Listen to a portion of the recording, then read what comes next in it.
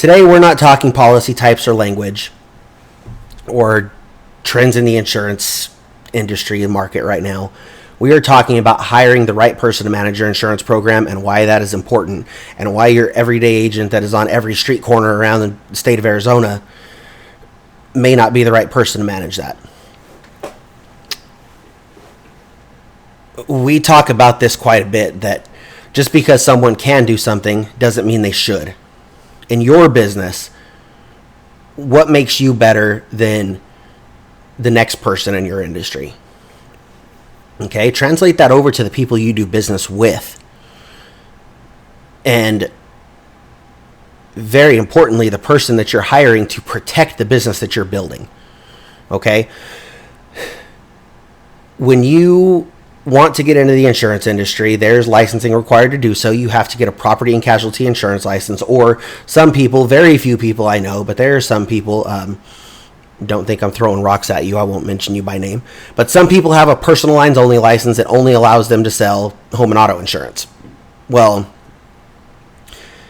not many get that, some do, but if you possess a property and casualty insurance license, you are licensed to sell commercial insurance. That test doesn't give you much commercial specific education, and definitely doesn't go into industry specific coverages and lines of coverage and the in-depth knowledge that we have in protecting our clients. It's just a surface level, here's general liability, inland marine, property, yada yada, right? So when you've got a guy you went to school with that does insurance, and he has your home and auto insurance, and you go to him to protect your business, I 100% support people doing business with their circle of people and supporting their business. But, there's a but. Your business is, in many cases, your largest asset. It's the future that you're trying to build for your family and your legacy, right? I can't tell you the number of policies that we've seen over the last couple of years that, hey, my cousin that's in insurance handled this for me. I just want to make sure it's right. Wasn't anywhere close to right.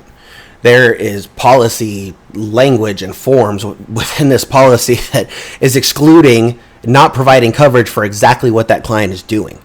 And it's very common that happens if class codes aren't entered correctly, if scope of work is not described properly, if contracts that our clients have with their clients aren't properly reviewed to see the types of coverage or language needed within a policy.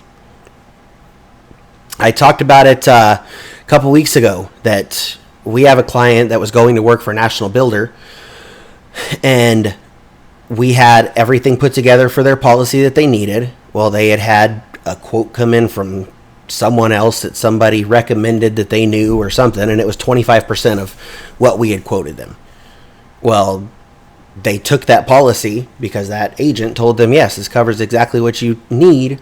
Well, there was an exclusion form in that policy for exactly what they were doing. They were working on new construction inside of a tract development, and it had a new residential exclusion in the policy that you could not do anything connected to the building of new homes at all. Not just tract work. This was at all. Not even custom home work was allowed on this. They ended up getting thrown off that job site after a policy inspection. It cost them $300,000 in lost wages. We have another client that we're currently onboarding right now that we reviewed their policy. They're a general contractor that subcontracts out 100% of the work that they get. And the policy that they had provided no coverage for subcontracted work. Completely excluded coverage for subcontracted work. And they're paying tens of thousands of dollars for this policy this year. Well, not only were we able to get them a lower rate per thousand of sales, that's another thing we'll talk about later. Don't look at your overall rate, look at your rate per thousand on your rating factors for the policy. We were able to drop their rate per thousand 25% and provide them coverage for subcontracted work, which is exactly what they're doing. I'm bringing this up because we are currently living in a very litigious environment. And lawyers are very good. They will inspect every bit of anything they can to hold people liable for the damages that they do. You need an agent managing your insurance program that is well versed in commercial insurance and knows exactly what to write to protect your business. How do you do that?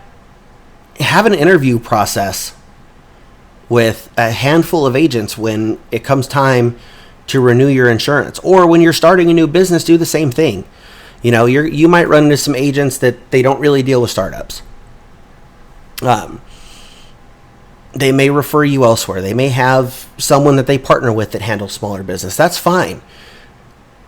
Having a sound insurance program when you're starting your business is just as important as having a sound and thorough insurance program when you're making millions of dollars of revenue a couple years down the road. Get started on the right foot.